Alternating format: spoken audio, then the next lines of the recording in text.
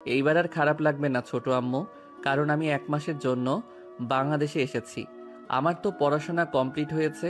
আব্বু চাইছে আমি বিজনেসে জয়েন করি, কিন্তু আমি নিজেকে একটু সময় দিতে চাই। তাই তো 1 মাসের জন্য বাংলাদেশে চলে এসেছি। এই 1 মাস আমি তোমাদের সঙ্গে থাকবো, ঘুরবো ফিরবো, খাওয়া দাওয়া, আনন্দ আর সময় কাটাবো। ও আচ্ছা, ঠিক আছে, তাহলে তো ভালোই হলো।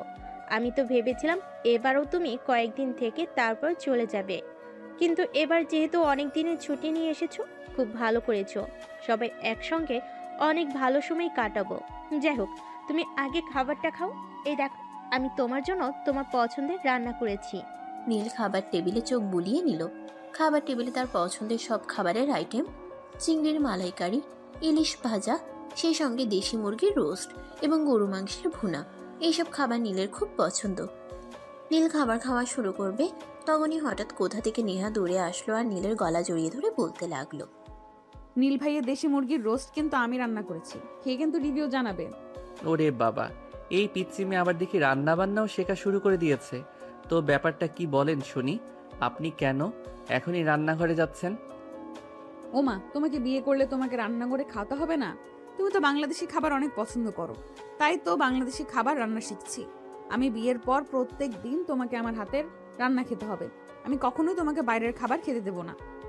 তাছাড়া বড় আম্মু তো রান্না করার মতো সময় পায় না, সারাক্ষণ অফিসের কাজে ব্যস্ত থাকে, তাই আর কি।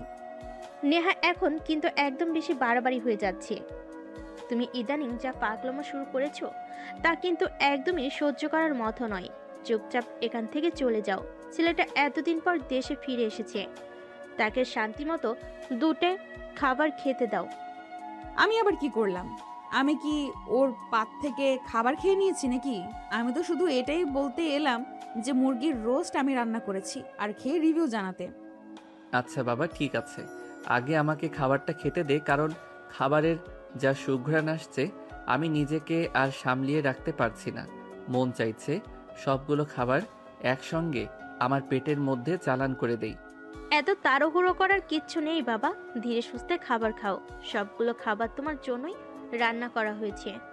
তুমি খাওয়ার পর যদি কোনো খাবার বেঁচে থাকে, তাহলে অন্য কেউ খাবে, নয়তো আবার রান্না করে তাদেরকে খেতে দেব।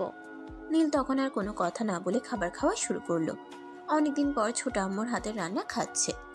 ছোট আম্মুর হাতের রান্না সবসময় তার কাছে অমৃতের মতো লাগে। যদিও তার আম্মু বেশ ভালোই রান্না করতে পারে, কিন্তু তার আম্মুর রান্না করা তেমন একটা কখনোই হয়ে ওঠে না, কারণ তিনি সবসময় অফিসের কাজে ব্যস্ত থাকেন। আসলে ব্যাংককে তাদের বেশ কয়েকটা বিজনেস রয়েছে, সেখানে বাবা মা দুজনেই কাজ করেন। তাই দিনের বেশিরভাগ সময় ওনাদেরকে অফিসের কাজেই ব্যস্ত থাকতে হয়। নীল এবার বাংলাদেশে এসেছে, এর সবচাইতে বড় কারণ হলো ছোট আম্মুর হাতের বানানো পিঠা এবং রান্না খাওয়ার জন্য। কারণ অনেকদিন হয়েছে তার বাংলাদেশে আসা হয় না, আর ছোট আম্মার হাতের কোনো কিছুই খাওয়া হয় না। যাই হোক ভিউয়ার্স, চলুন কথা না বাড়িয়ে মূল গল্পে ফিরে আসি। খাওয়া দাওয়া শেষ হলে নীল বিশ্রাম নেওয়ার জন্য রুমে চলে গেল। বিছানায় শুয়ে নীল কখন যে ঘুমিয়ে পড়ল সেটা তার মনেই ছিল না। হঠাৎ ঘুম ভাঙলে এসে দেখতে পেল নেহা তার মাথার কাছে বসে হাত পাকা দিয়ে বাতাস করছে। আসলে গ্রামের বাড়িতে তখনও সেভাবে এসি পৌঁছায়নি, কারেন্ট চলে গেছিল, তাই নীল অনেকটাই ঘেমে যাচ্ছিল। তাই নেহা তার পাশে বসে হাত পাকা দিয়ে বাতাস করছিল। নীল পিছনে থেকে উঠে বসে তাকে বলল, কি ব্যাপার নেহা, তুই আমাকে হাত পাকা দিয়ে বাতাস করছিস কেন? তোর কষ্ট হচ্ছে না? আরে, নিজের হবু স্বামীকে বাতাস করতে কষ্ট লাগে নাকি? কারেন্ট চলে গিয়েছিল, তোমার তো গরম সহ্য করার অভ্যেস নেই, ঘেমে যাচ্ছিলে, ঘুম ভেঙে যাবে তাই আমি তোমার পাশে বসে বাতাস করছিলাম। তা উঠে গেলে কেন? ঘুমাও, তোমাকে ঘুমন্ত অবস্থায় দেখতে কিন্তু হেভি লাগে। এই, তুই এত পাকা পাকা কথা কোথায় শিখেছিস বলতো? তুই তো আগে এরকম ছিলি না।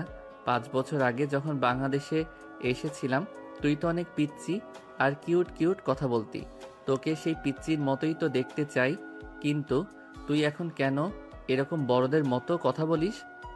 আচ্ছা, তুমি আমাকে একটা কথা বলো, 5 বছর আগে যখন তুমি বাংলাদেশে এসেছিলে, এখন তুমি যতটা বড়, তখন কি তুমি এতটাই বড় ছিলে? না তো, এখন তো তুমি তার চাইতে আরো অনেকটা বড় হয়েছো। তাহলে আমিও তো তেমনই বড় হয়েছি, তাহলে আমার পরিবর্তনটা কেন তোমার চোখে স্বাভাবিক মনে হচ্ছে না? শুধুমাত্র এই কারণেই যে তোর কথাবার্তা আর আচার আচরণ আমার ঠিক ভালো লাগছে না। তোকে কেমন যেন লাগছে।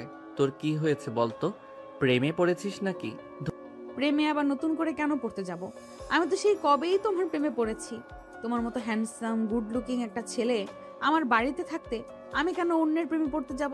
সত্যি নীল ভাইয়া, আই লাভ ইউ। ধুর, তোর সঙ্গে কথা বলাই অনর্থক। সব সময় শুধু ফাইজলামো করেই চলিস। কেন তুই একটাবার একটু ভালো করে কথা বলতে পারিস না? ধ্যাত্তেরি, আমি তোমার সঙ্গে ভালোবাসার কথা বললাম আর তুমি কিনা আমাকে ফাজিল বলছো? আমি তোমার সঙ্গে কথাই বলবো না। এই যে তোমাকে আড়ে দিলাম আর তোমার সঙ্গে কোনো কথাই বলবো না। এই বলে নেহা দুটো গাল বেলুনের মতো ফুলিয়ে দিয়ে সেখান থেকে চলে গেল। অপরদিকে নীল ঘুম থেকে উঠে হাত মুখ ধুয়ে ব্যালকনিতে এসে বসলো। নেহাদের বাড়ি একটু গ্রাম সাইডে পড়েছে, সেখানে এখনো তেমন একটা দালান কোঠা দেখা যায় না। যদিও নেহার বাবা এলাকার মধ্যে সবচাইতে ধনী ব্যক্তি বলা চলে, তাই তাদের বাড়িতে একটা পাকা বাড়ির দেখা মেলে। ব্যালকনিতে বসে নীল এলাকাটা একটু দেখে যাচ্ছিল। নেহাদের 3 তলা বাড়ি নিচতলায়, কেউ থাকে না দ্বিতীয় তলায়, কোনো গেস্ট আসলে থাকতে দেওয়া হয়, আর 3য় তলায় তারা থাকে। নীল 3 তলার ব্যালকনি থেকে দেখছিল পাশে বিস্তর মাঠে সর্ষে চাষ করা হয়েছে। সর্ষে ফুলের মাঠটা পুরো হলুদ হয়ে আছে। কি যে সুন্দর লাগছে সেটা বলার মতো না। মনে হয় হলুদ পরিয়ে আকাশ থেকে এই মাঠে নেমে এসেছে। এইসব ভাবছিল নীল, তখনই হঠাৎ পেছন থেকে নেহার আম্মু বলে, নীল, তোমার আম্মু তোমাকে বলেছে কিনা জানি না, তোমার ছোট ফুপির মেয়ের বিয়ে, আমাদেরকে সেখানে যেতে হবে। আমাদের সঙ্গে তুমিও যাবে। কি বলো ছোট আম্মু? ছোট ফুপির মেয়ে তো এখনো অনেক ছোট, এখনই তাকে বিয়ে দিয়ে দিচ্ছে কেন? বাবা, এটা গ্রামের বাড়ি, এখানে মেয়েদেরকে এত বয়স লাগে না, অল্প বয়সেই বিয়ে দিয়ে দিতে হয়। তাছাড়া এলাকার অবস্থা খুব একটা ভালো নয়, তাই যত দ্রুত সম্ভব মেয়েদেরকে বিয়ে দিতে পারলেই বাঁচা যায়। তাই বলে এত অল্প বয়সে? যাই হোক, আমি যাব, কারণ গ্রামের বিয়েতে নাকি অনেক আনন্দ উল্লাস হয়। আমার তো কখনোই গ্রামের বিয়ে দেখা হয়নি। ইনফ্যাক্ট আমাদের আত্মীয়দের মধ্যে কারোর ছেলে মেয়েরই বিয়ে হয়নি এখনো। হ্যাঁ, সেই জন্যই তো আমি তোমার আম্মুকে ফোন দিয়ে বলেছিলাম তোমাকে পাঠাতে। তোমাকে সঙ্গে নিয়ে তারপর আমরা বিয়েতে যাব, আর সবাই মিলে অনেক আনন্দ করব। যাই হোক, ওইসব কথা বাদ দাও, এখন রাতে কি খাবে সেটাই বলো। সন্ধ্যা তো হয়ে গেছে, আমি রান্না করতে যাব। তুমি যতদিন থাকবে ততদিন আমি তোমার পছন্দের খাবার রান্না করব। এখন বলো, রাতে কি খাবে? রাতে খুব বেশি কিছু লাগবে না। তুমি আমার জন্য একটু লাউ শাক ভাজি করো, সেই সঙ্গে একটু শুটকির ভর্তা করো। সেটা মনে হয় আমি বিগত 5 বছরেও খাইনি। আমার খুব খেতে ইচ্ছা করছে। প্লিজ ছোট আম্মু, তুমি না করো না। ঠিক আছে বাবা, সে না হয় আমি করে দিলাম, কিন্তু তারপর যদি তোমার পেট ব্যথা করে তখন কিন্তু আমাকে দোষ দিতে পারবে না, কারণ তুমি বাংলাদেশি খাবার খাওয়াই অভ্যস্ত নও, তাই তোমার প্রবলেম হতে পারে। কিচ্ছু হবে না ছোট আম্মু, তোমার হাতের খাবার তো অমৃত। এটা খেলে মৃত মানুষও জীবন ফিরে পাবে। সেখানে আমার কোনো প্রবলেম হতে যাবে কেন? তুমি নির্দ্বিধায় রান্না করো, আমার খুব খেতে ইচ্ছা করছে। নেহার আম্মু তখন একটা মুচকি হাসি দিয়ে সেখান থেকে চলে গেল। আর নীল তখন ব্যালকনি থেকে রুমে এসে টি শার্টের উপর একটা ফুল শার্ট পরে নিল, আর তারপর বাড়ি থেকে বের হয়ে বাগানের দিকে আসলো। নেহা তখন পুকুর পাড়ে আম গাছের নিচে বসেছিল মন খারাপ করে। নীল বাইরে আসতেই নেহার উপর তার চোখ পড়ল। সে আস্তে আস্তে নেহার পাশে গিয়ে বসলো আর তার কাঁধে হাত রেখে বলল, কি ব্যাপার পিচ্ছি, কি হয়েছে তোর? মন খারাপ করে এখানে বসে আছিস কেন? দেখো, তুমি আমার সঙ্গে আর কোনো কথা বলবে না, আমিও তোমার সঙ্গে কোনো কথা বলবো না। আর তুমি আমাকে আর কখনো পিচ্চি বলবে না, এটা আমি তোমাকে শেষবারের মতো বলে দিলাম। আর যদি কখনো তুমি আমাকে পিচ্চি বলেছো তাহলে কিন্তু আমার চাইতে খারাপ কেউ হবে না। তাই নাকি পিচ্ছি? আচ্ছা ঠিক আছে, আমি আর তোকে পিচ্ছি বলবো না। এখন বল, তোর কি হয়েছে? আমাকে নিয়ে ওই একটু সর্ষে খেতে ঘুরতে যাবে, আমাকে কয়েকটা ছবি তুলে দিবে, ফেসবুকে আপলোড করব। আমার সব বান্ধবীরা সর্ষে খেতে ঘুরতে যাচ্ছে বয়ফ্রেন্ডকে নিয়ে, সুন্দর সুন্দর ছবি তুলে ফেসবুকে আপলোড দিচ্ছে, স্টোরি দিচ্ছে। সেগুলো দেখলে আমার মনে হিংসে লাগে।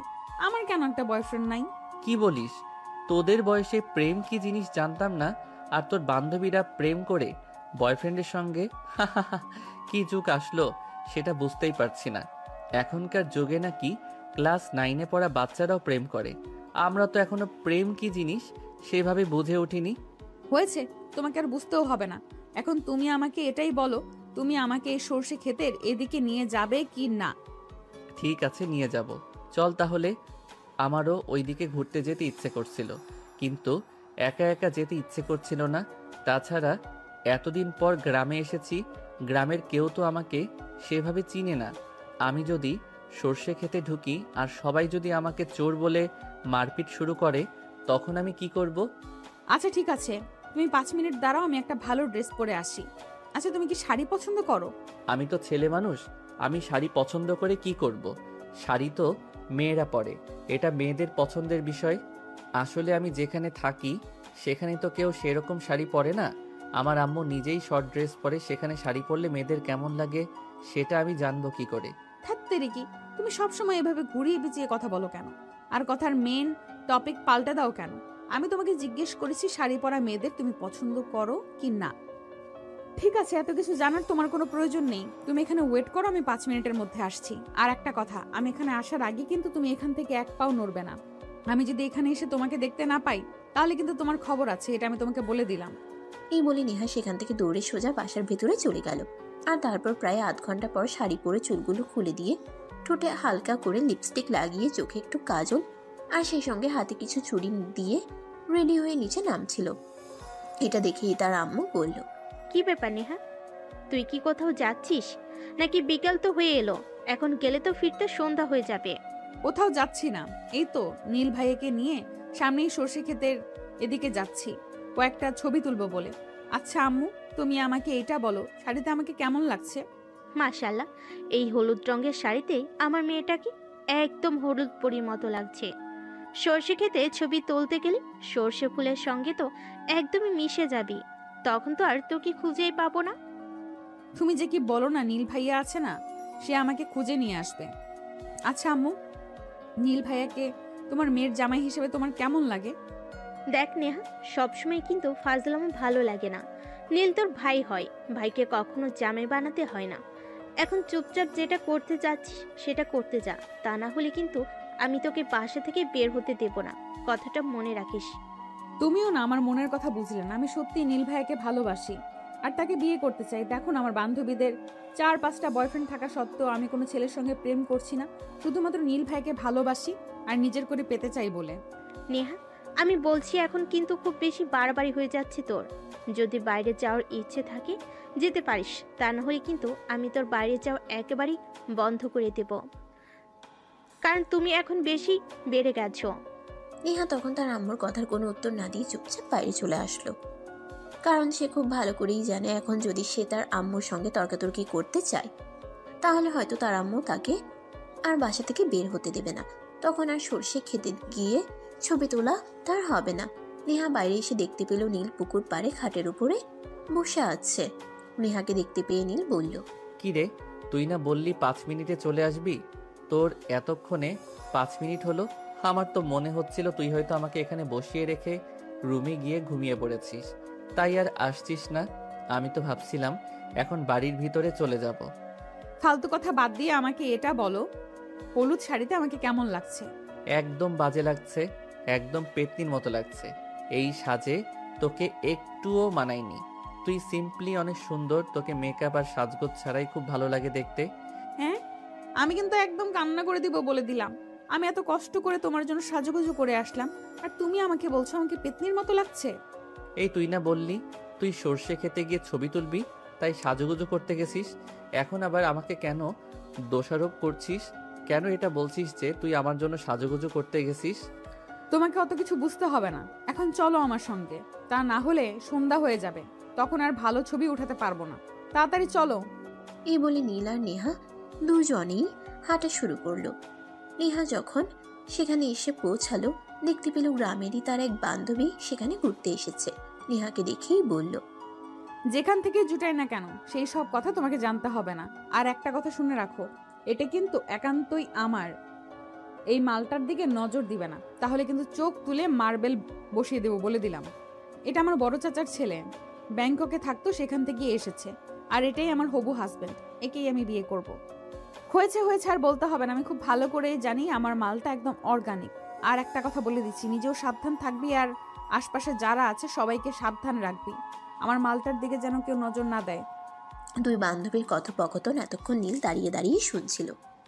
তাদের এই অসভ্য আর ফাজলামো মার্কা কথাবার্তা সে আর নিতে পারছিল না, তাই সে রেগে গিয়ে নেহাকে বলল, এসব কি হচ্ছে নেহা? আমার কিন্তু মেজাজ খারাপ হয়ে যাচ্ছে বলে দিলাম। তুমি এতটা নির্লজ্জ আর বেহায়া হলে কবে থেকে? বান্ধবীর সামনে আমাকে অপমান করছো। হ্যাঁ, বলতে তো হবেই। তোকে বললাম না ও আমার বড় চাচ্চুর ছেলে। যাই হোক নীল ভাইয়া, তুমি সেদিকে নজর না দিয়ে আমাকে কয়েকটা পিক তুলে দাও। নীল তখন কোনো কথা না বলে নেহাকে বেশ কয়েকটা পিক তুলে দিল। তারপর ফোনটা নেহার হাতে তুলে দিয়ে সেখান থেকে চলে যেতে চাইলে তখনই নেহা পেছন থেকে তার হাত ধরে ফেলে আর বলে, কি ব্যাপার হিরো, তুমি এখান থেকে চলে যাচ্ছ কেন? আমি তোমার সঙ্গে কাপল পিক তুলবো আর ফেসবুকে স্টোরি দিয়ে সবাইকে বলবো তুমি আমার হবু স্বামী, আমি তোমাকে বিয়ে করতে চলেছি। নেহা, সত্যি আমি আজকে ছোট আব্বুকে বলবো যত দ্রুত সম্ভব তোকে একটা সাইকোলজিস্ট স্পেশালিস্ট দেখাতে, কারণ তোর মাথায় সমস্যা আছে। আর তাড়াতাড়ি তোর মাথার ট্রিটমেন্ট না করালে তুই মাথা খারাপ হয়ে যাবি। ভাইয়া, তুমি তোমার সঙ্গে আমাকে কাপল পিক তুলে দিবে কিনা সেটাই বলো, তা না হলে কিন্তু আমি এখানে চিৎকার করতে শুরু করবো আর সবাইকে বলবো তুমি আমাকে জোর করে এখানে তুলে নিয়ে এসেছো আর আমাকে ধর্ষণ করতে চাইছো। নেহা, এগুলো কোন ধরনের ব্ল্যাকমেইল? সত্যি তোর মাথা খারাপ হয়ে গেছে? ঠিক আছে চল, তোকে ছবি তুলে দিচ্ছি। জানি না এরপর তুই আমার মান ইজ্জতের কয়টা বাজাবি। নীল তখন নেহাকে হাতে ধরে পেশ করে একটা পিক তুলে দিল। তখনই হঠাৎ নেহা নীলকে টান দিয়ে নিজের সঙ্গে মিশিয়ে নিল আর নীলের খুব কাছে থাকা অবস্থায় একটা পিক তুলল আর সঙ্গে সঙ্গে সেটা ফেসবুকে স্টোরি দিল আর লিখলো, my life line. Nehar Facebook আইডিতে তার ফ্যামিলির অনেকেই অ্যাড ছিল, তাই সবাই সেটা দেখতে পেল, কিন্তু তাতে নেহার কিছুই যায় আসে না। অপরদিকে তার বন্ধু বান্ধবীরা তো ইনবক্সে হাজারটা মেসেজ করছে নেহা কিভাবে এরকম হ্যান্ডসাম গুড লুকিং একটা আইটেম বয়কে জুটিয়েছে। এদিকে নেহার তো আর এত মেসেজ দেওয়ার সময় নেই, তাই সে ছোট্ট করে আবারও ফেসবুকে একটা পোস্ট করেছে। সেখানে লিখেছে, মাই লাইফ লাইন, এটা আমার উঠপি হাজব্যান্ড। আমি একেই বিয়ে করতে চলেছি আর সেজন্য স্কুল থেকে 1 মাসের ছুটি নিয়েছি। বিয়ে করে তারপর একটা বাচ্চা কোলে নিয়ে তারপর যাব এসএসসি পরীক্ষা দিতে। আমি ইতিহাসের পাতায় আমার নাম লেখাতে চাই। আমি প্রথমে এমন কেউ হতে চাই যে কিনা বাচ্চা কোলে নিয়ে এসএসসি পরীক্ষা দেয়। নেহার এরকম একটা পোস্ট নীলের চোখ এড়ালো না। নীল পোস্টটা দেখতে পেল এবং নেহাকে বলল, নেহার এরকম একটা পোস্ট নীলের চোখ এড়ালো না। নীল পোস্টটা দেখতে পেল এবং নেহাকে বলল, এসব কি নেহা? তোমার কি মাথা খারাপ হয়ে গেছে? তুমি খুব ভালো করে জানো তোমার ফেসবুক আইডিতে সকল ফ্যামিলি মেম্বার অ্যাড আছে। তারা যদি এটা দেখতে পায় তাহলে কি হবে জানো তুমি? হ্যাঁ, আমি খুব ভালো করে জানি তারা এটা দেখতে পেলে আমার মনের আশা পূর্ণ হবে, আমি তোমাকে আমার করে পাবো। সত্যি তোর মাথা খারাপ হয়ে গেছে? আমি ছোট আম্মুকে এক্ষুনি বলছি, তারপর তোর কি হয় তুই সেটাই দেখিস। এই বলে নীল সোজা তার ছোট আম্মু রুমে চলে গেল। তার ছোট আম্মু বিছানার উপর বসে কিছু একটা করছিলেন। নীলকে দেখতে পেয়ে তিনি বললেন, কি ব্যাপার নীল, কি হয়েছে? তুমি দরজায় দাঁড়িয়ে আছো কেন? কিছু বলবে নাকি? ভেতরে এসে বসে তারপর বলো। ছোট আম্মু, এই দেখো তোমার মেয়ে ফেসবুকে কি পোস্ট করেছে। এর মনে হয় মাথাটা খারাপ হয়ে গেছে। তুমি প্লিজ ওকে এটা ডিলিট করতে বলো। হাই আল্লাহ, এটা কি করলো? এ তো সত্যিই দেখা যাচ্ছে মাথা খারাপ হয়ে গেছে। তুমি কোনো চিন্তা করো না, আমি নেহার সঙ্গে কথা বলছি। আম্মু তখন নেহার সঙ্গে কথা বলতে গেল, কিন্তু নেহার সঙ্গে কথা বলে সেরকম একটা লাভ হলো না। নেহা তার আম্মুকে পরিষ্কার জানিয়ে দিয়েছে সে নীলকে বিয়ে করবে, তা না হলে সে এই জীবন রাখবে না। তার জীবনে যদি ভালোবাসাই না থাকে তাহলে তার জীবন রেখে কোনো লাভ নেই। নীলের সঙ্গে তোমাকে বিয়ে দেবো কি দেব না সেটা আমরা পরিবারের সবাই মিলে সিদ্ধান্ত নেব, এবং সবাই যেটা সিদ্ধান্ত নেবে সেটাই তোমাকে মেনে নিতে হবে। এখন তুমি এই পোস্ট ডিলিট করো, কারণ তুমি খুব ভালো করে জানো আগামীকালই আমরা তোমার ছোট কুকুর বাড়িতে যাব। সেখানে তোমার ছোট কুকুর মেয়ের বিয়ে। ওখান থেকে এসে তারপর আমরা তোমার ব্যাপারে ভাববো। ঠিক আছে, আমি তোমাদেরকে 1 সপ্তাহের সময় দিলাম। এই 1 সপ্তাহের মধ্যেই তো বিয়ের সমস্ত ঝামেলা চুকিয়ে আমরা বাসায় ফিরে আসব। আজ রবিবার, আগামী রবিবারের মধ্যে তোমরা আমাকে তোমাদের সিদ্ধান্তের কথা জানাবে। ঠিক আছে, তাই হবে, কিন্তু এখন তোমাকে এই পোস্ট ডিলিট করতে হবে যাতে পরিবারের অন্য কেউ এটা দেখতে না পায়। নেহা তখন তার আম্মুর কথা মেনে নিল এবং ফেসবুকে পোস্ট ডিলিট করে দিল। এরপর দিন সকালবেলা সবাই ঘুম থেকে উঠেই তৈরি হয়ে এলো নেহার ছোট ফুফুর বাড়িতে যাওয়ার জন্য। নীল তখনও ঘুমাচ্ছিল, তাই নেহা তাকে ডাকতে গেল। এই নীল ভাইয়া, নীল ভাইয়া, কি হলো? তুমি এখনো ঘুম থেকে উঠছো না কেন? আমরা তো সবাই তৈরি হয়ে গেছি ছোট ফুপির বাড়িতে যাওয়ার জন্য, তুমি কি যাবে না? ও, আমার তো মনেই ছিল না। চিন্তা নেই, তোমরা গিয়ে নিচে ওয়েট করো। আমার রেডি হতে জাস্ট 5 মিনিট লাগবে। 5 মিনিটের মধ্যেই আমি আসছি। আর একটা কাজ করো, ছোট আম্মুকে বলো আমার জন্য কিছু রেডি করতে। আমার খুব ক্ষুধা পেয়েছে। কিছু খেতে হবে। আম্মু যে কখন থেকে তোমার জন্য নাস্তা বানিয়ে ওয়েট করছে, তুমি তাড়াতাড়ি নিচে আসো। এই বলে নেহা সেখান থেকে চলে গেল। নীল বিছানা থেকে নেমে ফ্রেশ হতে চলে গেল। তারপর ফ্রেশ হয়ে নিচে গেল নাস্তা করতে। নাস্তা শেষ হলে সবাই মিলে একসঙ্গে নেহার ছোট ফুফুর বাড়ির উদ্দেশ্যে রওনা দিল। সেখানে পৌঁছাতে দুপুর প্রায়ই হয়ে এলো। এদিকে বাড়িতে হলুদের অনুষ্ঠান চলছে। গ্রামের বাড়িতে বিয়ে, একটু অন্যরকম শহরের মতো ডেকোরেশন দিয়ে সবকিছু সাজানো হয়নি। গ্রামের বাড়ি গ্রামের মতো করে সাজানো হয়েছে, এতেই যেন এক অন্যরকম আনন্দ আছে। দেখতে দেখতে হলুদের অনুষ্ঠান শেষ হয়ে গেল। রাতের বেলা মেহেদি অনুষ্ঠান, সবাই মেহেদি দিচ্ছে। নেহাও মেহেদি পরবে, কিন্তু কারো মেহেদি পরানো তার পছন্দ হচ্ছে না, তাই সে মেহেদি পরতে পারছে না। তাই রুমের একপাশে চেয়ার টেনে গাল ফুলিয়ে বসে আছে। তখনই নীল সেখানে আসলো আর নেহাকে গাল ফুলিয়ে বসে থাকতে দেখে জিজ্ঞাসা করলো, কি ব্যাপার নেহা, কি হয়েছে তোর? আসলি ভালো, এতক্ষণ ভালোই ছিলি, তাহলে এখন হঠাৎ খাল ফুলিয়ে বসে আছিস কেন? কেউ কি তোকে কিছু বলেছে? আমি মেহেন্দি পরবো, কিন্তু মেহেন্দি পরিয়ে দেওয়ার মতো কাউকে পাচ্ছি না। এই ব্যাপার, এটার জন্য এইভাবে গাল ফুলিয়ে বসে থাকতে হবে নাকি? তুই আমাকে বলতি আমি মেহেন্দি পরাতে পারি, আমি তোকে মেহেন্দি পরিয়ে দিতাম। নীল মেহেন্দি পরাতে পারে এটা শুনে নেহা যেন হাতে আকাশ না গাল পেল, কারণ সে এরকমটাই চাইছিল নীল তাকে মেহেন্দি পরিয়ে দিক, কিন্তু কোনোভাবেই সেটা বলে উঠতে পারছিল না। সে মনে মনে খুশি হলেও এই বিষয়টা নিজের মধ্যে চেপে রাখলো আর মেহেন্দিটা নীলের হাতে দিয়ে বলল, এই নাও, আমার 2 হাতে সুন্দর করে মেহেন্দি পরিয়ে দিবে, তা না হলে কিন্তু তোমার খবর আছে, বলে দিলাম। ঠিক আছে বাবা, তোর কোনো চিন্তা নেই, আমি তোকে 2 হাতে সুন্দর করে মেহেন্দি পরিয়ে দিব। আমি আমার এক বান্ধবীর বিয়েতেও মেহেন্দি পরিয়েছিলাম, সবাই বলেছিল খুব ভালো হয়েছে, তোরটাও খুব ভালো হবে ইনশাল্লাহ। এই বলে নীল নেহাকে মেহেন্দি পরিয়ে দিল। আর এদিকে দেখতে দেখতে রাত 12টার মতো বেজে গেছে। সবাই ঘুমানোর জন্য প্রস্তুতি নিচ্ছে। মেয়েরা একজন আরেকজনের সঙ্গে ঘুমিয়ে পড়েছে, কিন্তু নীল কোথাও ঘুমানোর জায়গা পাচ্ছে না, তাই সে বারান্দায় একটা চেয়ার টেনে বসে আছে। তখনই নেহা সেখানে আসলো আর তাকে বলল, কি ব্যাপার, কি হলো? তুমি এখনো এখানে বসে আছো কেন? সবাই তো ঘুমিয়ে পড়েছে, তুমি ঘুমাওনি কেন? কোথায় ঘুমাবো, এটা বিয়ে বাড়ি, আর সবচাইতে বড় কথা হলো এটা গ্রামের বাড়ি।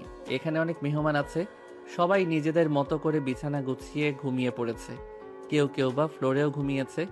আমি কোথায় ঘুমাবো, জায়গা খুঁজে পাচ্ছি না। কি ব্যাপার, কোনো সমস্যা নেই, তুমি আমার সঙ্গে আসো।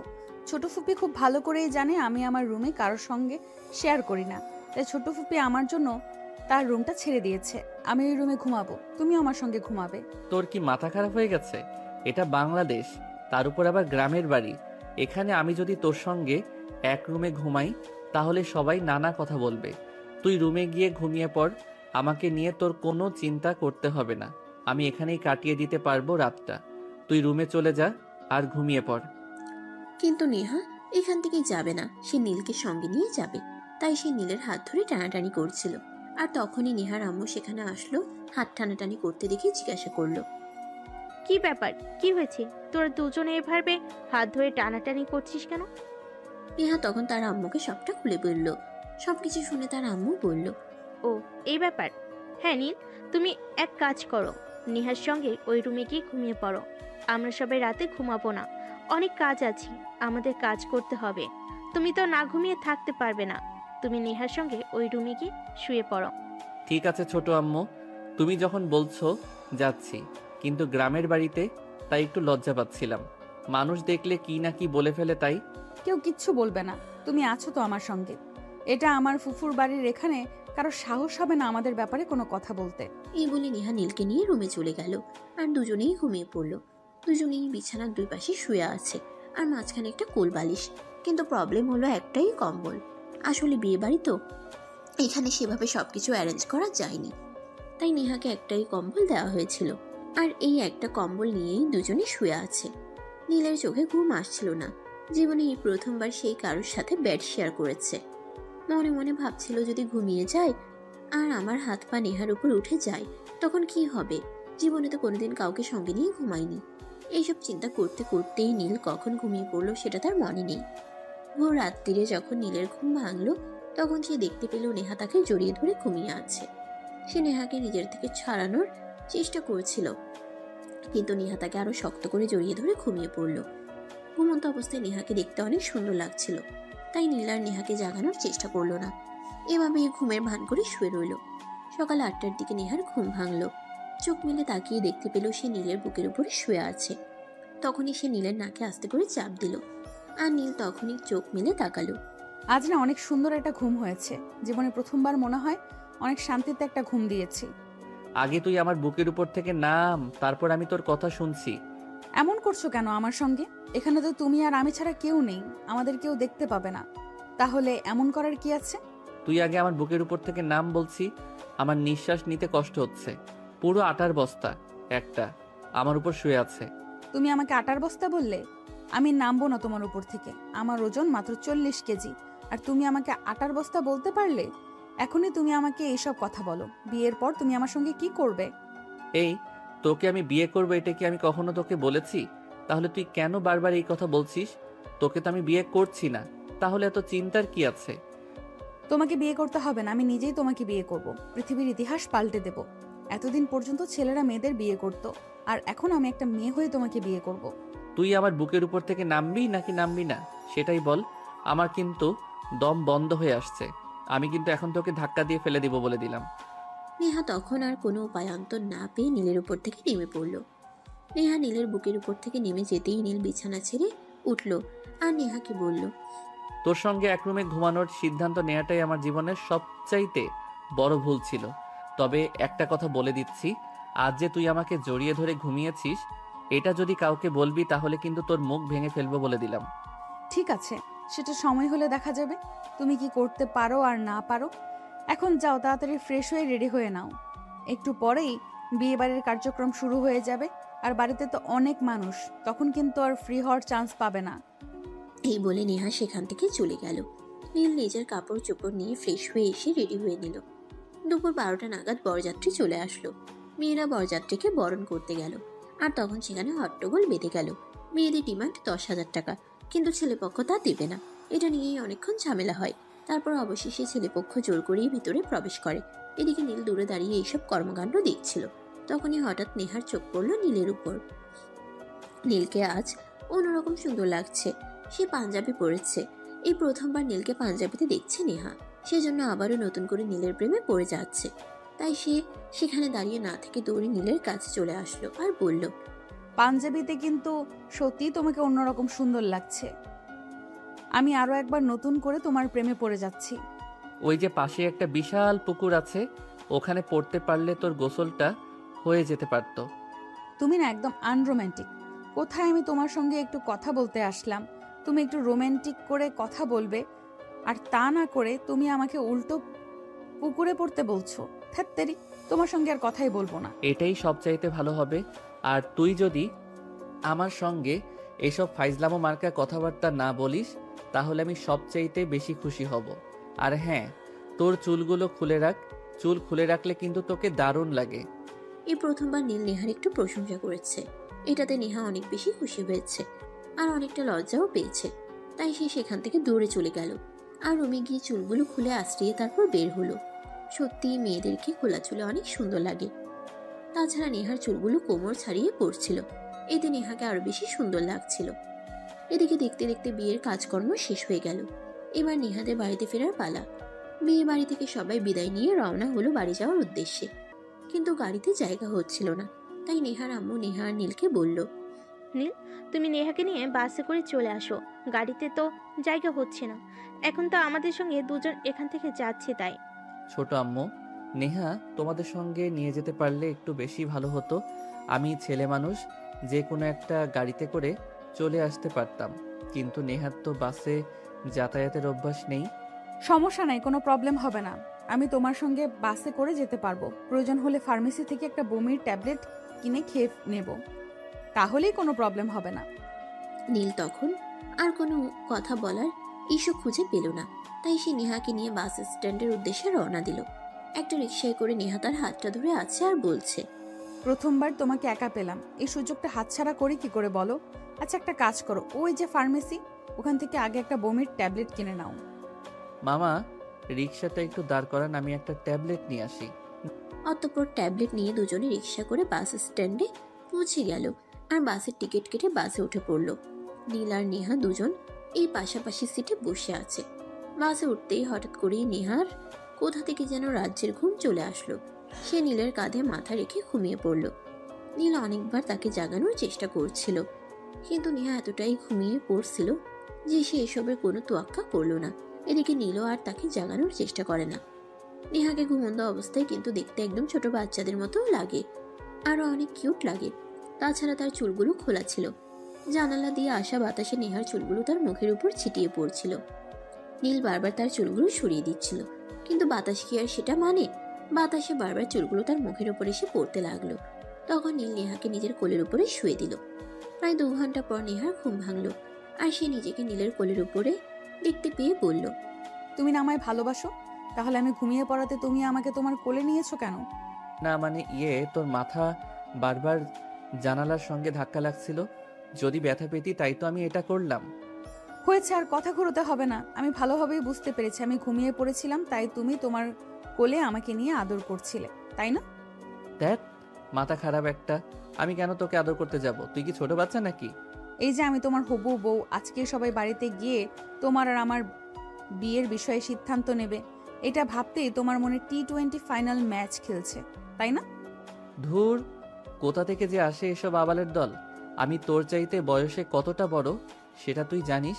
আমারই তো এখনো বিয়ের বয়স হয়নি, আর তুই কিনা বিয়ে করবি আমাকে? হ্যাঁ, এসব ফাইজলামো মার্কা কথাবার্তা বন্ধ কর। এখনো তুই অনেক ছোট আছিস, বিয়ের বয়স তোর এখনো হয়নি। এই শোনো, আগের যুগে যখন মেয়েদের বিয়ে হতো তখন হয়তো মেয়েদের বয়স 10-12 হতো কিনা সন্দেহ। আর আমি ক্লাস 9-এ পড়ছি, আমার বর্তমান বয়স 16 বছর। তাহলে আমি কেন বিয়ে করতে পারবো না? তোর মতো পাগলের সঙ্গে তর্কে যাওয়ার কোনো ইচ্ছে আমার নেই। তোর যা ইচ্ছে তুই তাই ভাবতে পারিস, আমি তোকে কিছুই বলবো না। এই বলে নীল মাথা ঘুরিয়ে অন্য পাশে ফিরে বসে রইল। তখনই নেহা নীলের গালে আলতো করে একটা ভালোবাসার পরশ এঁকে দিল আর বলল, অভিমান করে থেকো না আমার প্রিয় শখের পুরুষ। তুমি এভাবে বড্ড অভিমান করে থাকলে আমার মনে এক আকাশ পরিমাণ কষ্ট লাগে।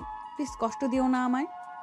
ওরে বাবারে বাবা, বয়স তো 16, কথা বলছিস তো 36 বছরের বুড়ির মতো। তাছাড়া আর একটা কথা, তুই আমাকে কিস করলি কেন? আমার মন চাইলো আমার ভালোবাসার মানুষটাকে একটু ভালোবাসা দিতে, তাই তো একটু ভালোবাসা দিলাম। এখন তোমার যদি ভালো না লাগে তাহলে তুমি আমার ভালোবাসা ফেরত দিয়ে দিতে পারো। ভালোবাসা কিভাবে ফিরিয়ে দিতে হয় সেটা তো আমার জানা নেই। তুই যদি পদ্ধতিটা আমাকে বলে দিতি তাহলে ভালো হতো। এই যে আমি আমার গালটা বাড়িয়ে দিলাম, আর এখানে তুমিও আমাকে একটা কিস দাও, তাহলেই হয়ে যাবে। নীল নেহার কথার প্যাচ বুঝতে পারল না, আর তাই সে সঙ্গে সঙ্গে নেহার গালে একটা কিস করলো। আর তখনই নেহা তাকে জড়িয়ে ধরে বলতে লাগলো, কি, তুমি না আমায় ভালোবাসো না, তাহলে আমায় কিস করলে কেন? তুই বললি তোর ভালোবাসা ফিরিয়ে দিতে, তাই তো আমি তোর ভালোবাসা ফিরিয়ে দিলাম। এখানে আবার এসব কথা আসছে কোথা থেকে? ভালোবাসার বিনিময়ে ভালোবাসারই আদান প্রদান হয়, আর তুমি সেটাই করেছো, তাই তো বললাম। মানে গার্লফ্রেন্ড বয়ফ্রেন্ডরা যখন রোম্যান্স করে তখন কিন্তু কেউ একা রোম্যান্স করে না, দুজন মিলেই করে, আর তুমিও সেটাই করেছো। হায় আল্লাহ, অবশেষে আমি কিনা তোর মতো একটা পিচ্চি মেয়ের কাছে বোকা বনে গেলাম। তোর মাথায় এত বুদ্ধি আসে কি করে? যাই হোক, যা হয়েছে ভুলে যা, আর কখনো এমন করবি না। আমি তোর চাইতে বয়সে অনেক বড়, আর তুই এখনো অনেক পিচ্চি। আমি চাইলে বিয়ে করে নিতে পারি, কিন্তু তোর এখনো বিয়ের বয়স হয়নি। নীলের এমন কথায় নেহার মনে একটু অভিমানের দেখা মেলে, কিন্তু সে সেটা প্রকাশ করলো না। চুপচাপ গাড়িতে বসে রইল। এভাবে তারা বাসে এসে পৌঁছালো। বাসে এসে যে যার যার মতো নিজের রুমে চলে গেল, আর ফ্রেশ হয়ে বিশ্রাম নিতে থাকলো। পরের দিন সকালবেলা যখন সবাই ডাইনিং টেবিলে নাস্তা করতে বসলো, তখনই নেহা তার আম্মুকে বলল, আম্মু, তুমি যে বলেছিলে বিয়ে বাড়ি থেকে এসে নীল ভাইয়া আর আমার বিয়ের ব্যাপারে কথা বলতে, তার কি হলো? এখনো পর্যন্ত তো কিছুই আমাকে জানালে না। আসলে বিয়ে বাড়ি থেকে এসেই টায়ার্ড হয়ে পড়েছিলাম, তাই এসব কথা মনে ছিল না। আজ বিকেলে তোমার আব্বু বাড়িতে আসলে তোমার আব্বুর সঙ্গে কথা বলে তারপর তোমাকে জানাবো। সে যাই বলুক না কেন, আমি কিন্তু নীল ভাইয়াকেই বিয়ে করব। তা না হলে কিন্তু আমি আমার এই জীবন রাখবো না, এটা তোমাদের বলে দিলাম। ছোট আম্মু, আমার মনে হয় এখানে বেশি দিন থাকা উচিত হবে না। আমি বরং ব্যাংককে ফিরে যাই। তোমার মেয়ের মাথাটা খারাপ হয়ে গেছে, তাই এরকম পাগলের মতো প্রলাপ করছে। তোমার যদি এবার ব্যাংককে ফিরে যেতে হয় তাহলে তুমি আমাকে সঙ্গে নিয়ে তারপর যাবে। তোমাকে আমি একা একা যেতে দিব না। 16টা বছর ধরে একা একা আছি আমি, আর কত একা একা থাকবো তোমাকে ছাড়া? আমার থাকতে একটুও ভালো লাগে না। আমি তোমাকে ছাড়া আর থাকবো না। নীল, তুমি কোনো চিন্তা করো না। তোমার ছোট আপু আজ বাড়িতে আসুক, তারপর দেখি তোমার ছোট আপু কি বলে। আর না, তুমি বেশি বার পেরো না, তাহলে কিন্তু বাতাসে ভেঙে যাবে। আমি তোমাদের কোনো কথা শুনতে চাই না। এই যে আমি আমার রুমে যাচ্ছি, যতক্ষণ পর্যন্ত তোমরা আমাকে এটা না বলবে যে নীল ভাইয়ার সঙ্গে আমাকে বিয়ে দেবে, ততক্ষণ পর্যন্ত আমি আমার রুমের দরজা খুলবো না, আর এক গ্লাস পানিও খাবো না। এটা মাথায় রেখো। এই কথা বলে নেহা সেখান থেকে নাস্তা শেষ করে নিজের রুমে চলে গেল, আর সঙ্গে সঙ্গেই রুমের দরজা বন্ধ করে দিল। সবাই মনে মনে ভাবছিল এটা নিতান্তই হেয়ালি, কিন্তু আজ 2 দিন কেটে গেছে নেহার রুমের দরজা খুলছে না। সবাই কত করে রিকোয়েস্ট করছে, কিন্তু কেউ তাকে কোনো কথাই শোনাতে পারছে না।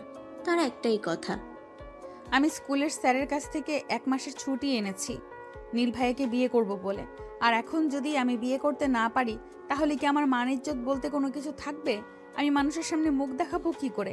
সবাই বলবে আমি একটা মিথ্যুক, আর আমি মিথ্যা উপাধি নিয়ে বেঁচে থাকতে চাই না। আমি না খেয়ে মরে যাব, তবুও রুমের দরজা খুলবো না। নেহা প্লিজ, এরকম করো না। তুমি এখনো অনেক ছোট, তোমার বিয়ের বয়স হয়নি। প্লিজ তুমি আমাদের কথা শোনো। আমরা তোমাকে নীলের চাইতে ভালো ছেলে দেখে বিয়ে দিব। আমি কি তোমাদের একবারও বলেছি নীল ভাইয়ার চাইতে ভালো ছেলে আমি চাইনি? আমি চাই বলিনি তো। আমি কি তোমাদের একবারও বলেছি নীল ভাইয়ার চাইতে ভালো ছেলে আমার চাই? বলিনি তো। আমি তো শুধু নীল ভাইয়াকেই চাই, আর নীল ভাইয়াকে না পেলে আমার জীবনের কোনো মানে নেই। আমি নিজেকে শেষ করে দিব। নেহা প্লিজ, তুই তোর মাথাটা ঠান্ডা কর, আর ঠান্ডা মাথায় চিন্তা কর। তোর মতো এরকম উদ্ভট সিদ্ধান্ত কেউ কখনোই নেয় না। প্লিজ তুই মাথা ঠান্ডা করে চিন্তা কর। আমরা তোকে অনেক ভালো একটা ছেলের সঙ্গে বিয়ে দিব। তুমি যদি আমায় বিয়ে করতে না পারো, তাহলে এখানে আর আমার সঙ্গে কথা বলতে এসো না। আমি মরে গেলেও তো তোমার কিছু যায় আসে না। তাহলে কেন এত কথা বলছো? চলে যাও এখান থেকে। ব্যাংককে গিয়ে ওই দেশের কোনো একটা মেয়েকে বিয়ে করে সেটেল হয়ে নাও। তোকে এই অবস্থায় রেখে আমি কি করে চলে যাই বল? তুই আমার ছোট চাচার একমাত্র আদরের মেয়ে, অনেক কষ্ট করে লালন পালন করে তোকে মানুষ করার চেষ্টা করছে, আর তুই কিনা এসব পাগলের মতো কর্মকাণ্ড করছিস। এগুলো তোর কাছে থেকে কেউ আশা করে না। প্লিজ তুই রুমের দরজা খোল। কিন্তু কারো কথাই কোনো কাজ হলো না। নেহা রুমের দরজা খুলে না, রুমের দরজা বন্ধ করে রুমের ভিতরে বসে রইল। এভাবে দেখতে দেখতে 4 দিন কেটে গেল। নেহা কারোর কোনো কথাই শুনছে না। এদিকে এই খবরটা ব্যাংককে নীলের আব্বু আম্মুর কাছে পৌঁছাতেও বেশি সময় লাগলো না। তাই আজ নীলের আব্বু আম্মু বাংলাদেশে ফিরে এসেছে। বর্তমানে তারা নেহার রুমের দরজার বাইরে দাঁড়িয়ে আছে। নেহা মা আমার, আমি এসেছি তোমার সঙ্গে কথা বলতে। তুমি দরজাটা খোলো, আমরা সামনাসামনি বসে কথা বলি। না বড় আব্বু, আমি দরজা খুলবো না। তোমরা যতক্ষণ পর্যন্ত নীল ভাইয়ার সঙ্গে আমাকে বিয়ে দিতে রাজি না হবে, ততক্ষণ আমি দরজা কোনোভাবেই খুলবো না। ঠিক আছে মা, তুমি যদি নীলকে বিয়ে করে সুখে থাকতে পারো, তাহলে আমাদের কোনো আপত্তি নেই। আমরা তোমাকে নীলের সঙ্গেই বিয়ে দেব। আমি তোমাদের মুখের কথা বিশ্বাস করি না। তোমরা একটা স্ট্যাম্প তৈরি করে আনো, যেখানে লেখা থাকবে নীল শুধু আমাকেই বিয়ে করবে, আমি ছাড়া পৃথিবীর কোনো মেয়েকে বিয়ে করতে পারবে না, এবং সেটাকে বাড়ির সবাই সাইন করবে। তাহলে আমি রুমের দরজা খুলবো। তখন বাড়ির সবাই খুব ভালো করেই বুঝতে পারলো নেহা তার কথার অন্যথা হতে দেবে না। তাই সবাই মিলে সেটাই করলো, আর তারপর সেটা দরজার নিচ দিয়ে নেহা রুমে পাঠিয়ে দিল।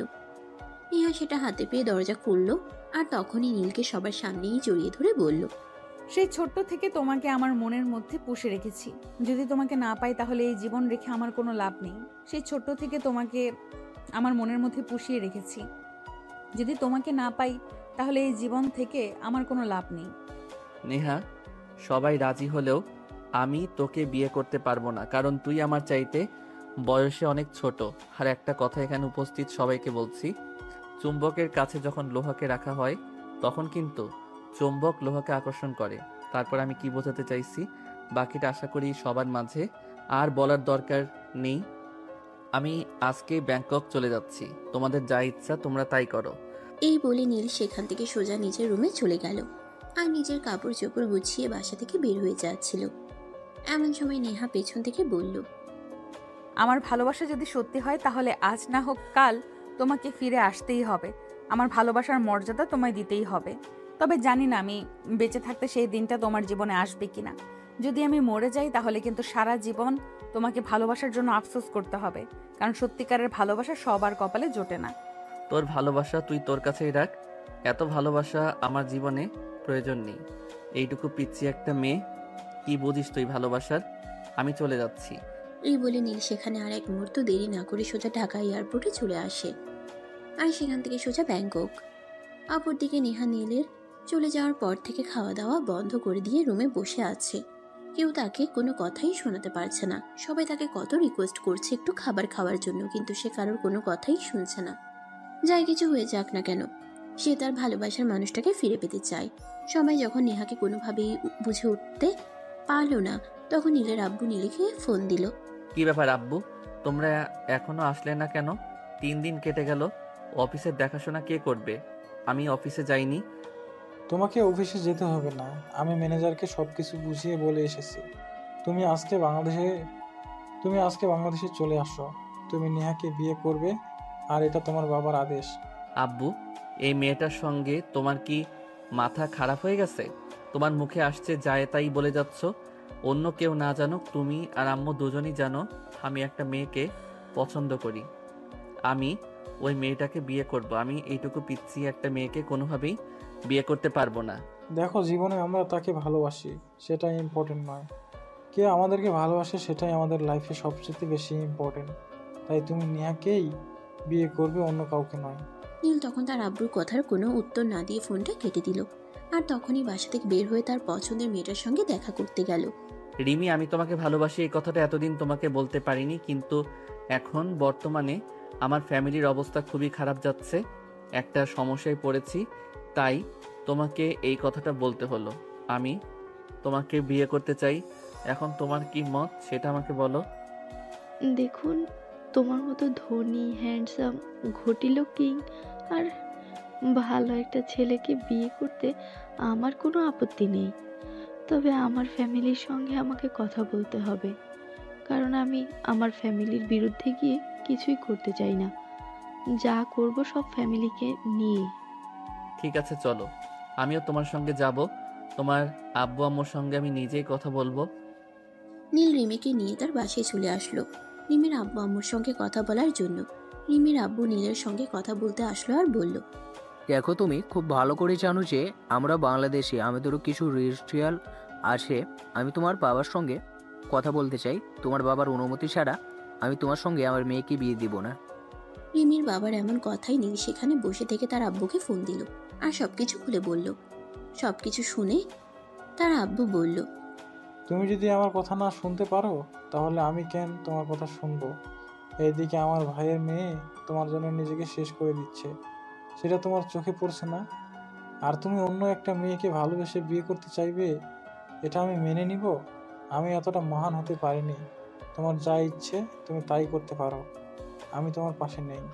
ফোন তখন লাউড স্পিকারে দেওয়া ছিল। রিমির আব্বু সবকিছু শুনতে পেল, আর তখন রিমির আব্বু নীলকে বলল, তোমার বাবা যেখানে তোমার সঙ্গে আমার মেয়ের বিয়ে দিতেও রাজি নেই, সেখানে আমি তোমার কাছে আমার মেয়েকে তুলে দিব না।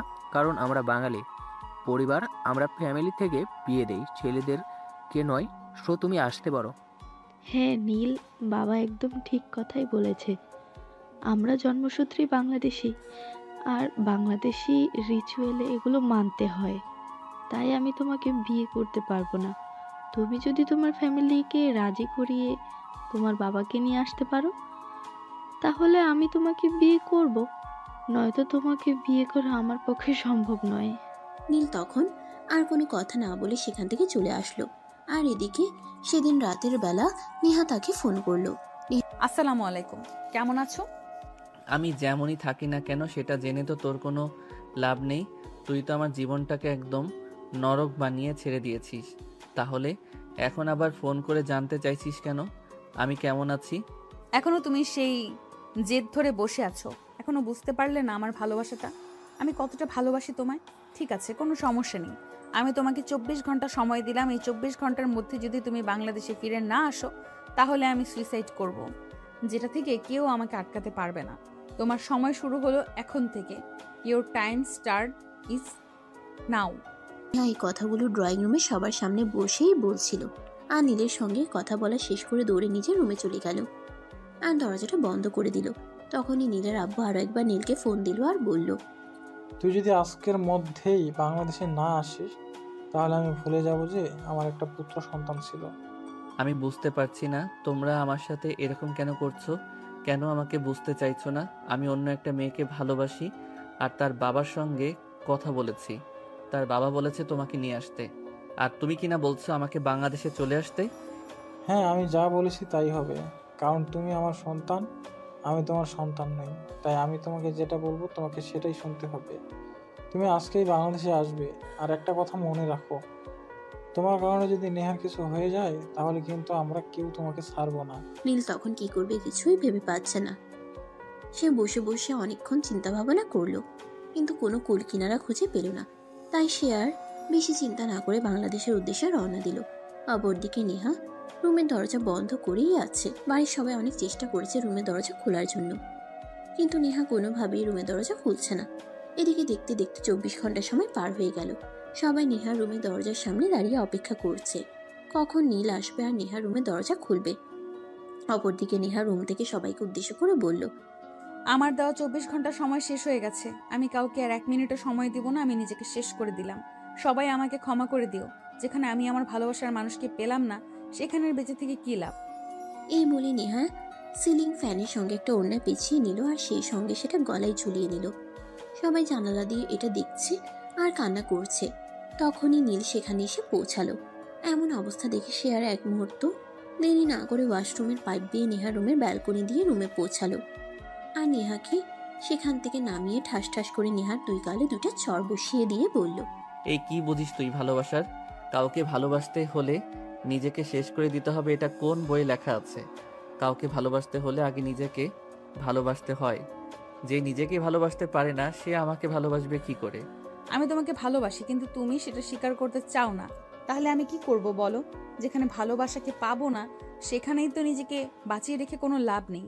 তাই তো নিজেকে শেষ করে দিচ্ছিলাম। কিন্তু তুমি আসলে কেন এখানে? তোর জন্য আসলাম। তুই না আমায় ভালোবাসিস, তাহলে এভাবে নিজেকে শেষ করে দিচ্ছিস কেন? মরে গিয়ে কি কখনো কেউ নিজের ভালোবাসা প্রমাণ করতে পেরেছে? কেউ কিছু প্রমাণ করতে পেরেছি কিনা পারেনি সেটা আমার জানার দরকার নেই। আমি তোমাকে ভালোবাসি। তোমাকে না পেলে এই জীবন রেখে আমার কোনো লাভ নেই। তাই আমি নিজেকে শেষ করে দিব। তুমি কেন বাঁচালে আমায়? তুমি তো আমায় ভালোবাসো না। ভালোবাসি না সেটা ঠিক আছে, কিন্তু তোকে ভালোবাসি না সেজন্য তার পুরো ফ্যামিলিকে হারাতে পারি না। তাই তো ব্যাংকক থেকে 24 ঘন্টার মধ্যে এখানে চলে এসেছি। ও, ফ্যামিলিকে হারিয়ে ফেলতে হবে এই ভয়ে তুমি এখানে এসেছো? আমার জন্য আসোনি? ঠিক আছে, সমস্যা নেই। আমাকে তোমার বিয়ে করতে হবে না। ফ্যামিলির সবাইকে বলে দিচ্ছি, তুমি যাকে ভালোবাসো সবাই যেন তাকেই তোমার সঙ্গে বিয়ে দিয়ে দেয়। তাহলে তোর কি হবে? তুই তো আমায় ভালোবাসিস, আমাকে না পেলে তো তুই নিজেকে শেষ করে দিতে চাইছিলি। আমি না হয় নিজের না পাওয়া ভালোবাসা নিয়ে ভালো থাকার চেষ্টা করব। ভালোবাসার মানুষটা আমার না হলো, অন্য কাউকে ভালোবেসে সে সুখে থাকলো, তাতেই আমি সুখে থাকতে পারবো। অতঃপর নেহার ফ্যামিলি সবাইকে বলে দিল সে নীলকে বিয়ে করবে না। নীল যাকে ভালোবাসে ফ্যামিলির সবাই যেন নীলকে তার হাতেই তুলে দেয়। এই কথা শুনে নীলের আব্বু নেহাকে বলল, কিন্তু আমি এটা মেনে নিতে পারলাম না। সেখানে আমার বাড়ির মেয়ে কষ্ট করবে, সেখানে আমার ছেলের সঙ্গে অন্য একটা মেয়ে এসে সংসার করবে, এটা আমি দেখতে পারবো না। বড় আব্বু, তোমাকে পারতেই হবে, কারণ ভালোবাসার মানুষটার কাছ থেকে অবহেলা পাওয়া কতটা কষ্টের সেটা তোমরা জানো না, আমি জানি। আমার ভালোবাসার মানুষটার মনের মধ্যে অন্য একজন থাকবে, তাহলে তো সে আমার সঙ্গে কোনো দিনও ভালো থাকতে পারবে না। তাই আমি চাই না জোর করে কারো কাছ থেকে ভালোবাসা পেতে। তাই আমি চাই আমার ভালোবাসার মানুষটা তার ভালোবাসাকে নিয়েই সুখে থাক। এখন তুই এটা বুঝতে পেরেছিস, তাহলে এই কথাটা যদি আগে বুঝতি তাহলে সমস্যাটা কি হতো? তাহলে তার এতগুলো প্রবলেমের মধ্যে আমাদের পড়তে হতো না, সবাইকে কাজকর্ম ফেলে ব্যাংকক থেকে বাংলাদেশে চলে আসতে হতো না। সব কিছুর জন্য আমি দুঃখিত। সবাই প্লিজ আমাকে ক্ষমা করে দিও। আমার ছেলে মানুষের জন্য তোমাদেরকে এত বড় একটা প্রবলেমের মধ্যে পড়তে হলো। প্লিজ সবাই আমায় ক্ষমা করে দিও। এরপর আর কেউ কোনো কথা না বলে সবাই নিজেদের মতো রুমে চলে গেল। এদিকে দেখতে দেখতে আরো 2 দিন কেটে গেল। নেহা রুম থেকে বের হয় না, গোসল করে না, ঠিকমতো খাওয়া দাওয়া করে না। কেউ কিছু বললে সে বলে তার নাকি কোনো কিছু ভালো লাগে না। এদিকে দেখতে দেখতে আরো 1 সপ্তাহের সময় কেটে গেল। নীল তার ফ্যামিলি নিয়ে ব্যাংকক চলে যাবে, তাই সকালবেলা উঠেই সবাই গোছগাছ শুরু করে দিল। এদিকে নেহা তখনও নিজের রুমের মধ্যেই বসে আছে। নীল যখন বাসা থেকে বের হয়ে যাবে তখন একবার নেহা রুমে গেল তার কাছ থেকে বিদায় নেওয়ার জন্য। নেহা, আমরা তো চলে যাচ্ছি, আর একটা ফিসির খবর, আমি কিন্তু সেখানে গিয়ে রিমির বাসায় যাব আব্বুকে নিয়ে বিয়ের ব্যাপারে কথা বলতে। তোরা কি ওখানে আসবি বিয়েতে? দেখি কি করতে পারি, যদি মন সায় দেয় তাহলে অবশ্যই যাব, তবে আমি না গেলেও চিন্তা নেই, ফ্যামিলির অন্য সবাই যাবে। নীল তখন আর কোনো কথা না বলে নেহা রুম থেকে বের হয়ে চলে আসলো, আর তারপর ফ্যামিলির অন্য সবার থেকে বিদায় নিয়ে ব্যাংককের উদ্দেশ্যে রওনা দিল। সেখানে আসার 3 দিন পর নীল তার আব্বুকে নিয়ে রিমিদের বাসায় গেল এবং রিমির আব্বুর সঙ্গে বিয়ের ব্যাপারে কথা বলল।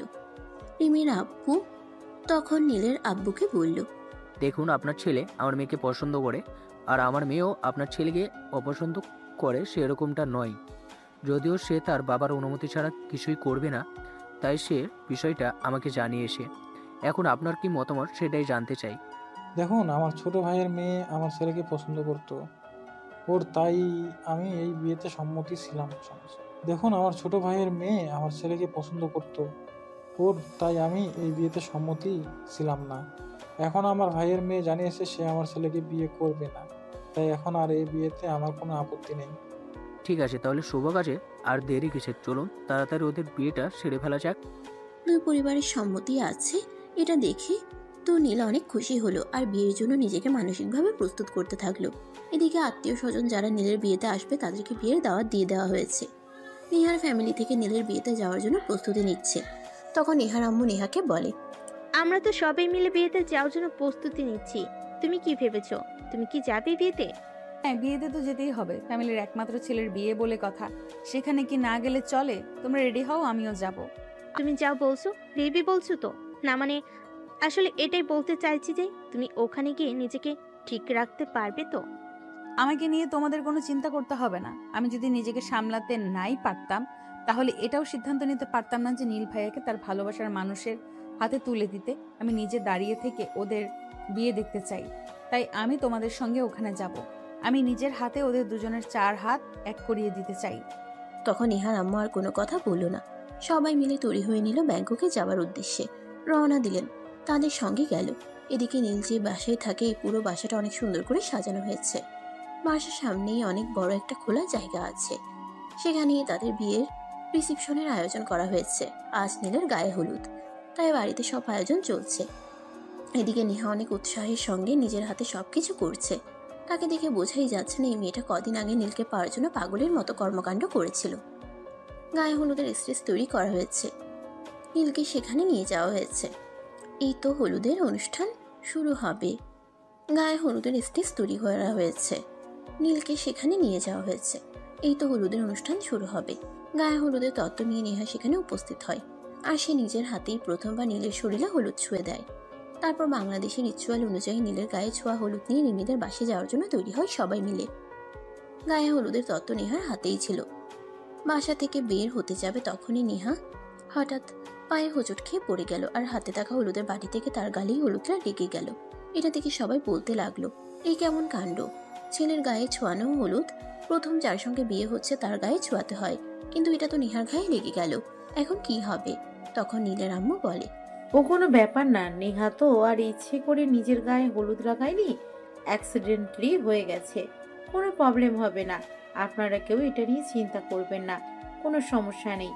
তারপরেও বড় আম্মু, এটা তো ঠিক হলো না, এটা আমার হাতে নেওয়াটাই ঠিক হয়নি। I am so sorry. আরে বাবা, বললাম তো কোনো সমস্যা নেই, এগুলো এখন আর কেউ মানে না। তারপরও বাঙালি ফ্যামিলি বলে কথা, তাই তো এইসব করতে হলো। যাই হোক, কোনো সমস্যা নেই, যাও তোমরা তাড়াতাড়ি করো। তখন কেউ আর কোনো কথা না বলে গায়ে হলুদের তত্ত্ব নিয়ে রিমিদের বাসায় পৌঁছে গেল।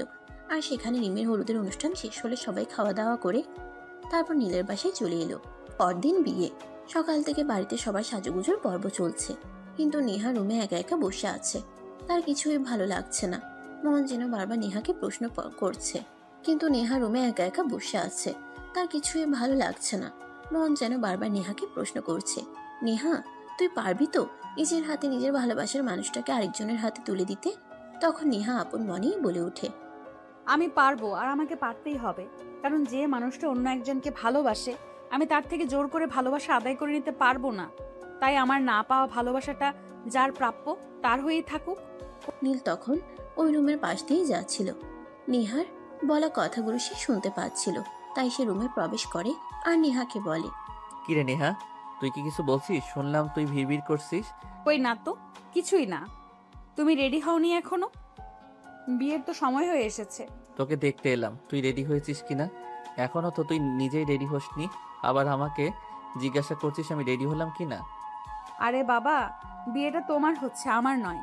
আমি রেডি হলেই কি আর না হলেই কি, আমি না গেলেও বিয়েটা হবে, কিন্তু তুমি না গেলে তো আর বিয়েটা হবে না। এখন যাও, তাড়াতাড়ি রেডি হয়ে নাও। নেহা, তুই কি আমার বিয়েটা মেনে নিতে পারছিস না? তাই বলে কি তুই এরকম করছিস? ধুর, মাথা খারাপ। আমি তোমার বিয়েটা কেন মেনে নিতে পারবো না? তুমি তো রিমি আপুকে ভালোবাসো, তুমি তোমার ভালোবাসার মানুষকে নিয়ে সুখে থাকবে, এটাই তো আমার কামনা।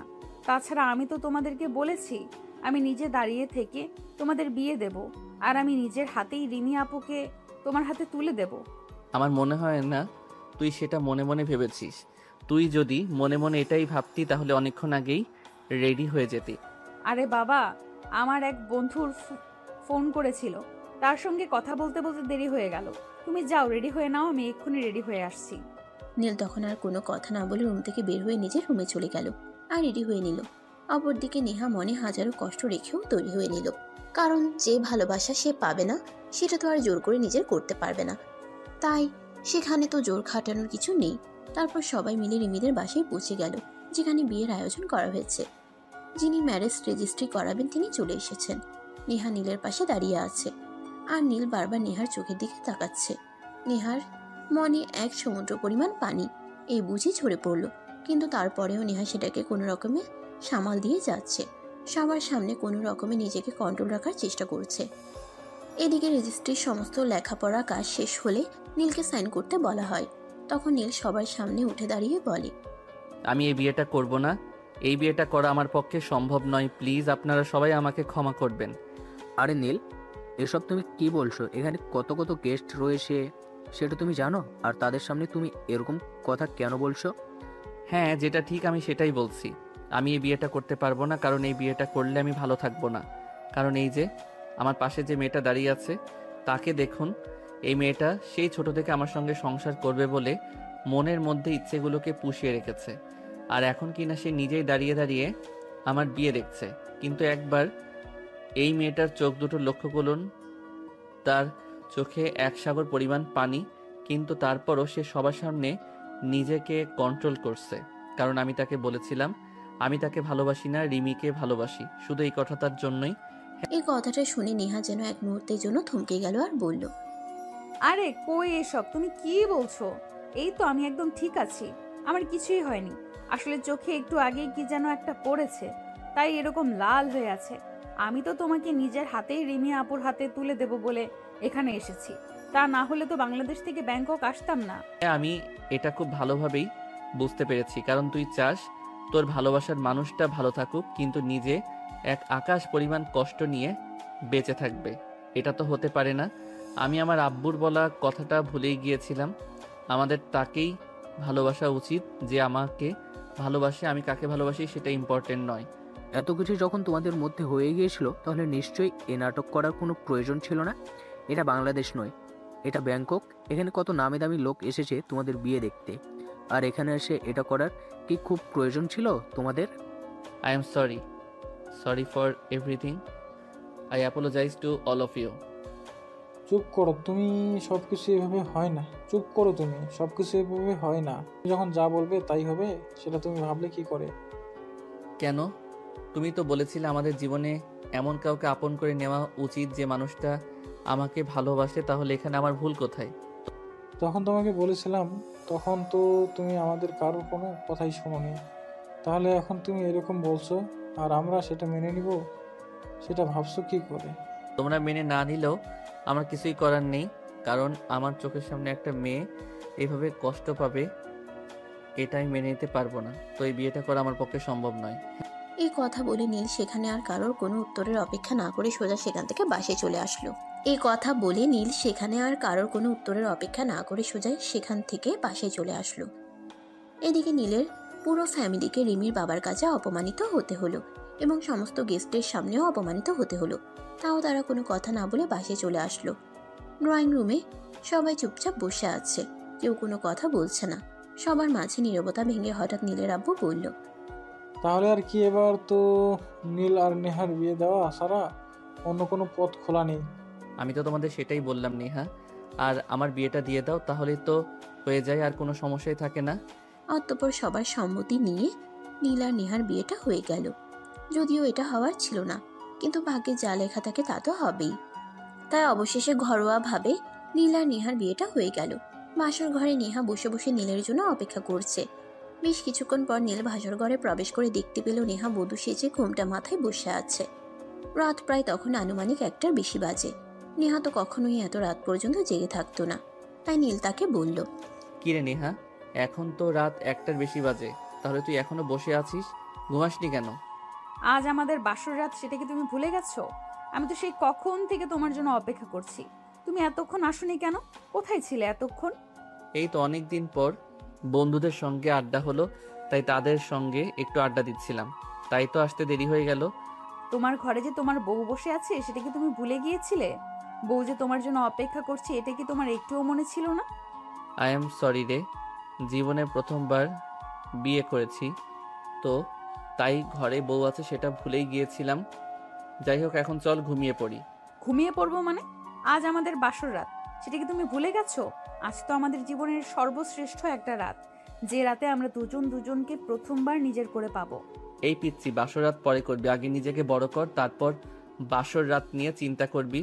এখনো তুই অনেক ছোট, বাসর করার মতো যথেষ্ট বয়স তোর হয়নি। বয়স হয়নি তো কি হয়েছে? আমি তো মনের দিক থেকে এখন তোমার জন্য পারফেক্ট। বয়স কখনোই কোনো কিছুতে ম্যাটার করে না। আমি তোমার বউ, আর এখন তুমি আমার সঙ্গে বাসর করবে।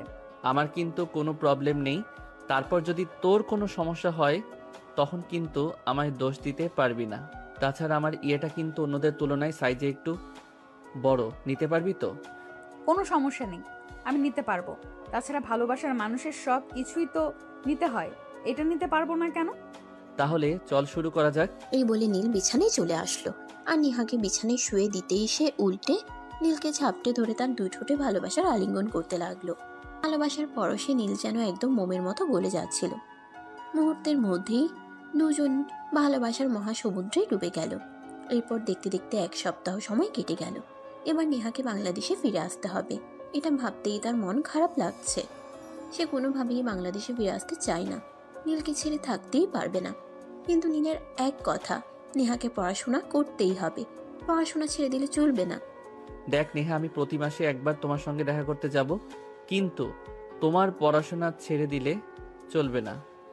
সবেমাত্র ক্লাস 9-এ পড়ো, তোমার জীবনের অনেকটা সময় এখনো বাকি। তুমি তো চাও আমি তোমায় ভালোবাসি, আর আমার ভালোবাসায় তোমাকে পরিপূর্ণ করে তুলি।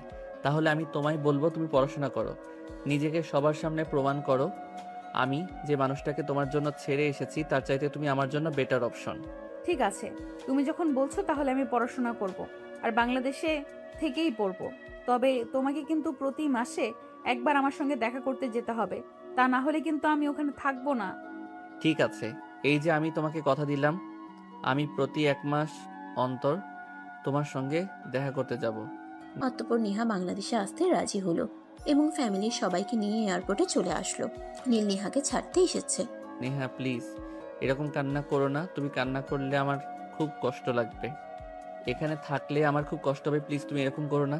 দেখো বাবা মায়ের বয়স হয়েছে, এখন তো ব্যবসা আমাকে দেখাশোনা করতে হবে, তা না হলে আমি তোমার সঙ্গে বাংলাদেশে চলে যেতাম। তাছাড়া আমি তো তোমাকে বলেছি আমি প্রতি 1 মাস অন্তর তোমার সঙ্গে দেখা করতে যাব। আমি এজন্য কান্না করছি না, আমার অবর্তমানে তুমি যদি আবার তোমার গার্লফ্রেন্ডের সঙ্গে রিলেশন কন্টিনিউ করো, আমি যদি তোমাকে হারিয়ে ফেলি, তাহলে আমি সত্যিই বাঁচবো না। তোর পাগলি, এরকমটা কখনোই হবে না, আমি তোমায় সত্যিই ভালোবাসি, আর তোমার ভালোবাসা সত্য, তাই বলেই তুমি আমাকে আপন করে পেয়েছো, আমি কখনোই হারাবো না, সারা জীবন তোমার থেকে যাব। ওকে ঠিক আছে, তাই যেন হয়। আসছি তাহলে, আল্লাহ হাফেজ, ভালো থেকো আর নিজের খেয়াল রেখো। অতঃপর নেহা বিমানে উঠে গেল। আর কিছুক্ষণ পরে বিমান আকাশে উড়ে গেল। নীল এয়ারপোর্টে দাঁড়িয়ে শুধু নেহার চলে যাওয়া দেখছিল। কেন জানি না আজ তার নিজের অজান্তেই চোখের কোণে পানি চলে আসলো। সত্যিই সে এই মেয়েটাকে অনেক ভালোবেসে ফেলেছে। নিজের অজান্তে নিজের চাইতে বেশি ভালোবেসে ফেলেছে একটা মেয়ে। একটা ছেলের জন্য এত কিছু করতে পারে এটা তার জানা ছিল না। আসলে হয়তো সত্যিকারের ভালোবাসাগুলো এরকমই হয়ে থাকে। যেভাবেই হোক না কেন, যে কোনো পরিস্থিতিতেই হোক না কেন, ভালোবাসার মিল হয়েই যায়। দেখতে দেখতে 1.5 বছর সময় অতিবাহিত হয়ে গেল। নেহা এসএসসি পরীক্ষা দিয়েছে, সামনে তার অনেক দিনের ছুটি আছে, তাই সে ব্যাংকক চলে এসেছে নীলের কাছে। এয়ারপোর্টে নীল নেহাকে রিসিভ করতে এসেছে। এয়ারপোর্টে নেমেই নেহা নীলকে দেখতে পেয়ে অনেক খুশি হয় আর দৌড়ে গিয়ে জড়িয়ে ধরে। খুশি হয়েছি তুমি আমাকে রিসিভ করতে এসেছো। আমি এটা ভাবিনি, ভেবেছিলাম হয়তো তুমি ব্যবসার কাজে ব্যস্ত আছো, আসতে পারবে না। আমার প্রিয়তমা এতদিন পর আমার কাছে এসেছে আর আমি তাকে রিসিভ করতে আসবো না, এটা হতে পারে নাকি? আমার ভালোবাসার মানুষের চাইতে আমার কাছে অন্য কোনো কিছুই গুরুত্বপূর্ণ হতে পারে না। আমার প্রথম প্রায়োরিটি আমার ভালোবাসা, তারপর বাকি সব কিছু। আমার ভালোবাসার আমার কাছে সবচাইতে বেশি গুরুত্বপূর্ণ। তাই নাকি? তুমি তো আমাকে ভালোই বাসতে না, তুমি তো তোমার গার্লফ্রেন্ড রিমিকে ভালোবাসতে। তাহলে আমার জন্য এত ভালোবাসা কোথা থেকে উতলে উতলে পড়ছে? এই, তুমি কিন্তু একদম আমাকে খোঁচা মেরে কথা বলবে না। ওটা জাস্ট ইমোশন ছিল, বুঝতে পারিনি। কিন্তু তুমি তো আমায় সত্যি ভালোবাসতে, তাই তো আমি তার হতে গিয়েও তোমার হয়ে গেলাম। তোমার ভালোবাসার শক্তি অনেক বেশি, তাই তো পৃথিবীর অন্য কোনো শক্তি তোমার কাছে থেকে আমাকে আলাদা করতে পারলো না। আমি শুধু তোমারই থেকে গেলাম। হয়েছে হয়েছে, আমাকে আর পাম দিতে হবে না, এখন বাসায় চলো। অতঃপর দুজনে মিলে বাসায় চলে আসলো। আর এদিকে পুত্রবধূ অনেক দিনের জন্য ব্যাংকক এসেছে বলে শাশুড়ি মাও অনেক খুশি। বৌমা, এবার নিশ্চয়ই অনেক রান্না বান্না শিখে এসেছে। শ্বশুর আর জামাইকে অনেক রান্না বান্না করে খাওয়াবে, তাই না? হ্যাঁ বড় আম্মু, এটা আর বলতে হয় নাকি? আমি তো আম্মুর কাছ থেকে অনেক রান্না বান্না শিখেছি, যেগুলো বড় আব্বু আর তোমার ছেলে খুব পছন্দ করে। তা বৌমা, শুধু শ্বশুর মশাই আর জামাইকে রান্না করে খাওয়ালেই হবে, নাকি সংসারেরও চিন্তাও করতে হবে? সে তো আমি করতে চাই। আমি তো তোমার ছেলেকে বলেছিলাম এবার একটা বাচ্চা কাচ্চা নেওয়া দরকার, কিন্তু তোমার ছেলে বলে আমি নাকি এখনো বাচ্চা, আমার পেছনে নাকি লোক লাগে, বাচ্চা পালবো কি করে? হ্যাঁ, আমি তো এটাই বলেছি, তুমি এখন অনেক ছোট, আগে নিজে বড় হও, তারপর না হয় বাচ্চা পালা হবে। আমি এসএসসি পরীক্ষা দিয়েছি, আমার বর্তমান বয়স 17। আমি আবার ছোট কই রইলাম?